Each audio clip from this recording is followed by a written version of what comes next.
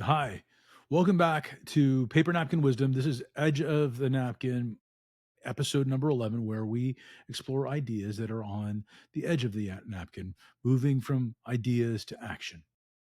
I'm sure you've seen a lot of the news out there right now that a lot of AI companies are struggling.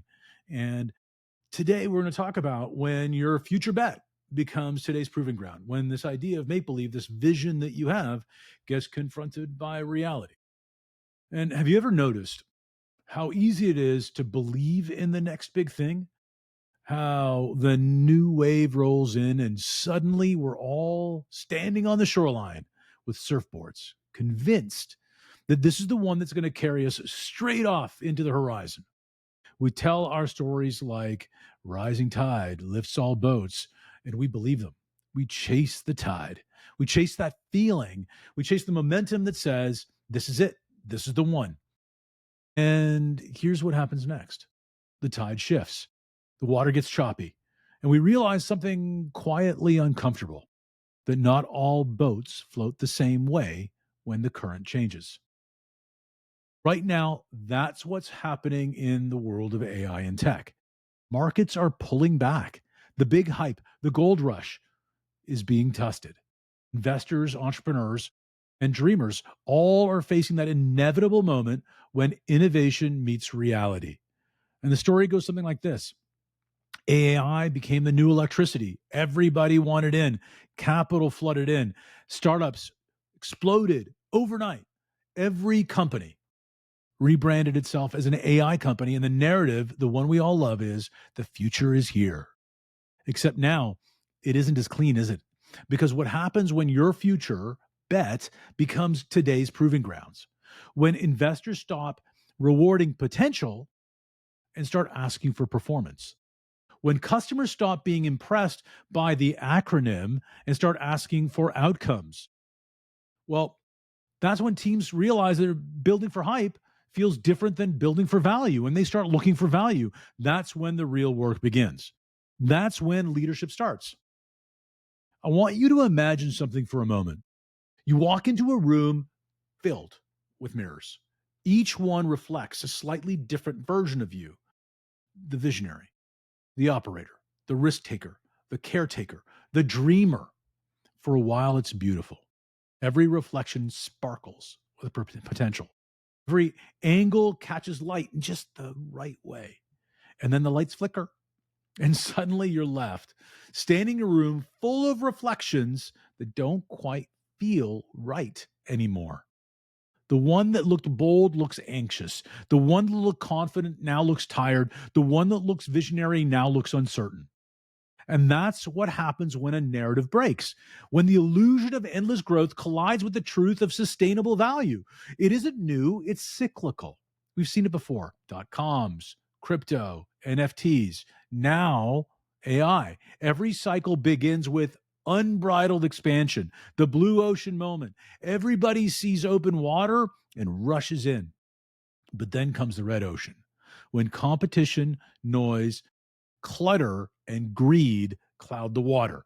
When everyone's shouting louder, cutting deeper, and fighting harder for the same fish.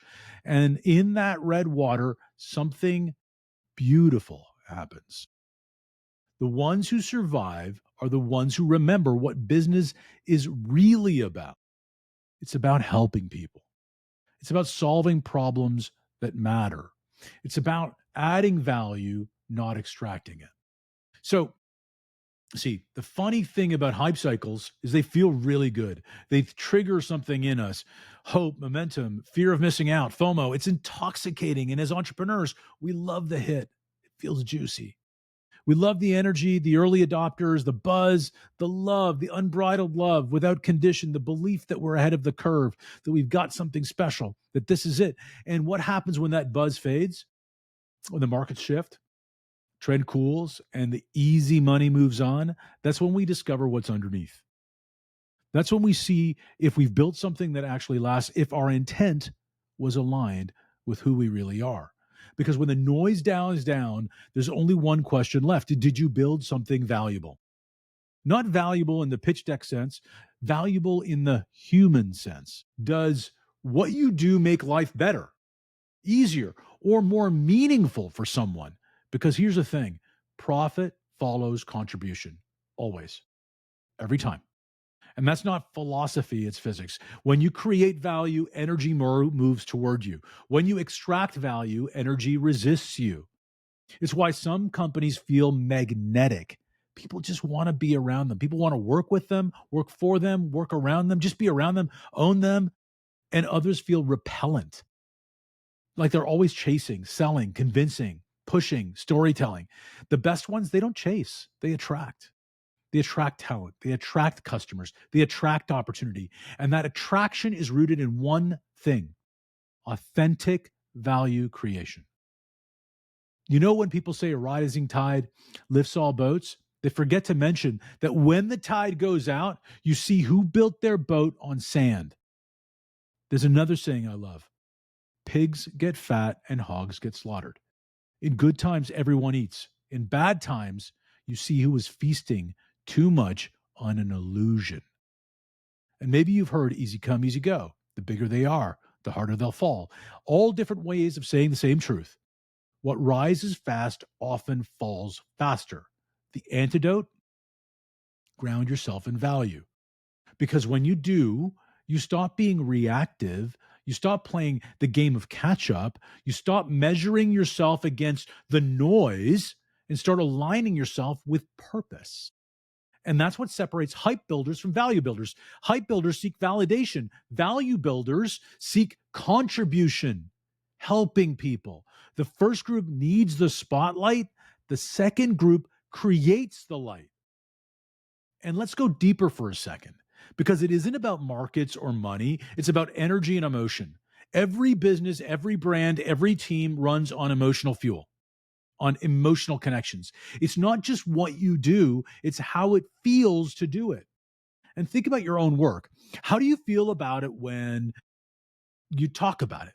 How do your team feel about it when they show up to work each day? How do your customers feel when they engage with you? That emotional state, that feeling is the energy that drives everything else. So when the emotion is right, the performance follows. When the emotion is misaligned, no matter how brilliant the idea, it falters. Most AI companies, most hype companies got that wrong. They started extracting before they were contributing. They looked for efficiency before they built empathy.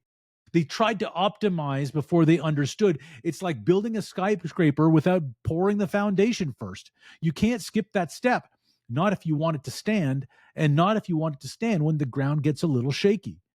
And here's a principle that I've seen play out again and again. And I've seen it happen because I've been it. I've been on both sides of this. Money, success, and customers do not go to people who chase them. They run away.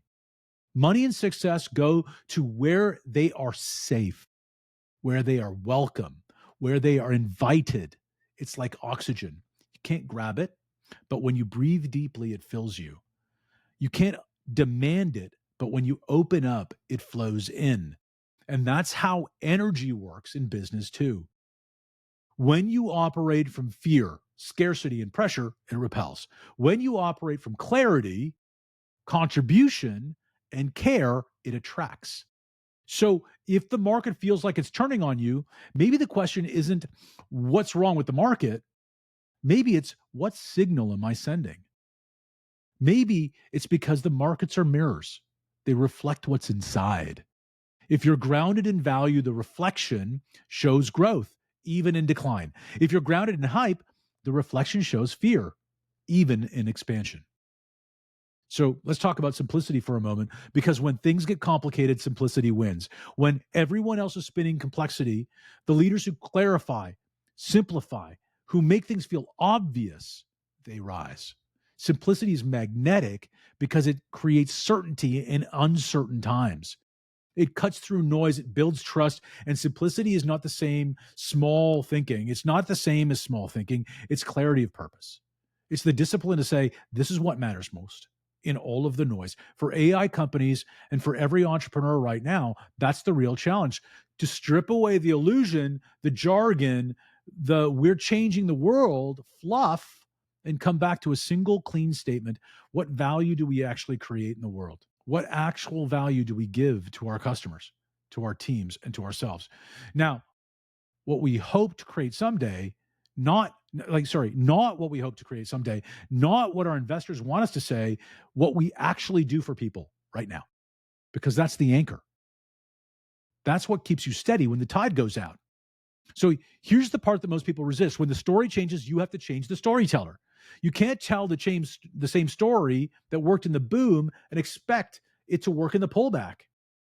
You can't tell people and keep selling potential when people are demanding proof. You can't keep speaking in vision when the room is asking for results. That doesn't mean abandon the vision, it means ground it, bring it to reality, make it visible, measurable, meaningful, felt. Because vision without execution is hallucination, and the market has no patience for hallucination. So, what do you do when your story changes? You pause, you breathe, you listen, you reconnect with your purpose, your why, you ask better questions, you realign your team, you simplify your message, and you make the invisible visible. Think about your own journey for a second. Have you ever felt that you built something that didn't quite land or said something that didn't quite land? Maybe you thought this is going to change everything and then it didn't. Been there. The world just keeps turning. Customers didn't flock in. The investors didn't bite. The momentum stalled. And in that moment, you had a choice to blame the market or get curious, to retreat or to recenter. At that moment, that quiet, uncomfortable pause, that's when and where leadership is born. Because real leadership doesn't happen in the boom, it happens in the test. It happens when the lights flicker, when the mirrors shift, when you see yourself more clearly than before, when the hallucination fades and you remain. And if you can hold steady there, not panic, not overreact, just breathe and return to value, you engage stronger, you build better, you lead wiser. We're in a global pivot right now. AI isn't going away, it's evolving. The hype is burning off, and that's where substance is left. And that's a good thing. It's the moment when quick followers drop away and the real builders dig in the moment where opportunists step back and the optimizers step forward. It's the moment where extractors fade and contributors rise. And here's what I love about this moment: it's clean, it's clarifying, it's real. The world is asking for leaders who create real value, not noise, not hype, not promises, value. And that's where you and I and every entrepreneur who's listening right now get to prove what we're made of. This is the proving ground, not a punishment, an invitation to come back to truth, to clarity, to value, to ask ourselves, what am I really building?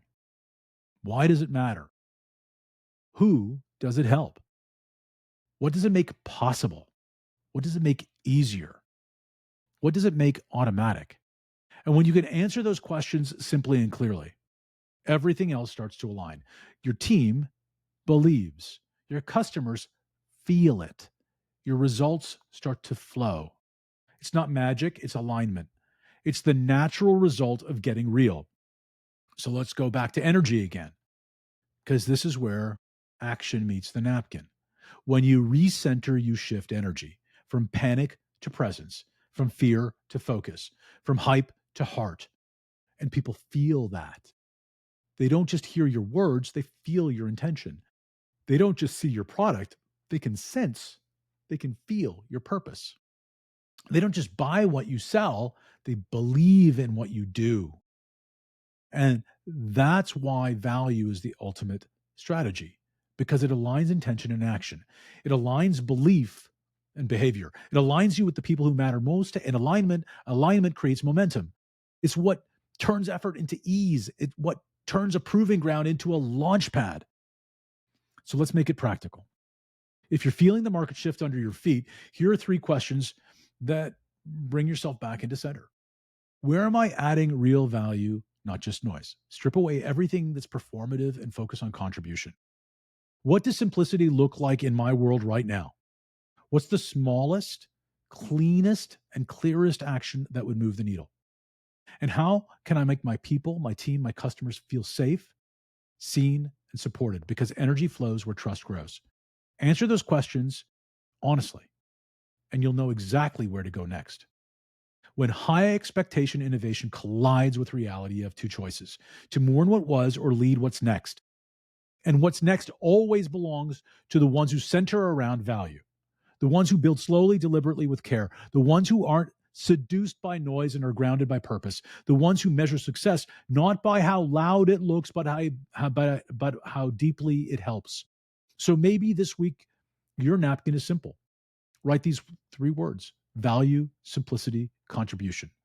That's your proving ground. That's your reset. That's your truth. And when the next wave comes, because it always does, you'll be ready because you'll be building for value, not for hype. And maybe, just maybe, the rising tide won't lift all boats this time, but it'll lift yours because you built for depth, not for drift, for meaning, not for motion, for value, not for vanity. That's this week's Edge of the Napkin. If this one hit you, take a moment, draw your takeaway in a napkin, and share it with me at Paper Napkin Wisdom. And remember, profit follows contribution, always. And make it a great day.